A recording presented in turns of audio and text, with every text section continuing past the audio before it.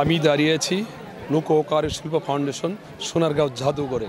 এই জাদুঘর কিন্তু মাসব্যাপী যে মেলা শুরু হয়েছে, আমি আপনাদেরকে একটু জানিয়ে রাখতে চাই।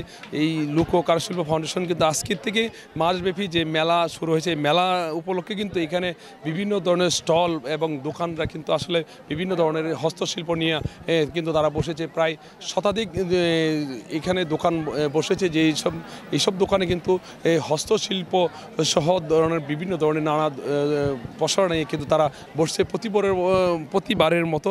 এবছরও আসলে এই দোকান বিভিন্ন জায়গা থেকে, বিভিন্ন জেলা থেকে এই স্টলগুলো কিন্তু এসে থাকে। এবারও কিন্তু বিভিন্ন জেলা এবং থেকে এসেছে। আমরা বিভিন্ন ক্রেতা এবং দর্শনার্থী তাদের সাথে কথা বলেছি। তারা যেমনটি আমাদেরকে জানিয়েছেন, এই মেলা কিন্তু গত বছরের তুলনায় এবছর কিন্তু আসলে ভালো হয়েছে। আবার কেউ বলেছে যে আসলে মেলার যে ইতিহাস ঐতিহ্য কিন্তু আসলে ধীরে ধীরে কিন্তু আসলে হারিয়ে যেতে বসেছে, যেমনটি আমাকে জানিয়েছেন বেশ কয়েকজন। তবে ক্রেতা দর্শনার্থী ক্রেতা আছে, ক্রেতাদের সাথে কথা বলেছি, তারাও যেমনটি আমাকে জানিয়েছেন যে আসলে এবার বছরে মেলা শুরু হয়তো মেলার যে দর্শনার্থীরা আসতে শুরু করেছে, হয়তো অন্য বছরের তুলনা তাদের ভালো হতে পারে। এখন পর্যন্ত কোনো কেনাকাটা করিনি, আর মেলার পরিবেশটা অনেক ভালো লাগছে। আর আমি আমার হাজব্যান্ডের সাথে ঘুরতে আসছি, তো দেখি কি কিনতে পারি, কেনাকাটা করতে পারি। আমার আসলে প্রতি বছরই এখানে আসা হয় এই মেলাতে, তো আমি টুকটাক করে সবসময় মেলার থেকে কিছু না কিছু কিনে নিয়ে যাই। বাট এইবার আজকে প্রথম দিন আসছি, তো এখনও এ পর্যন্ত কিছু কিনি নেই।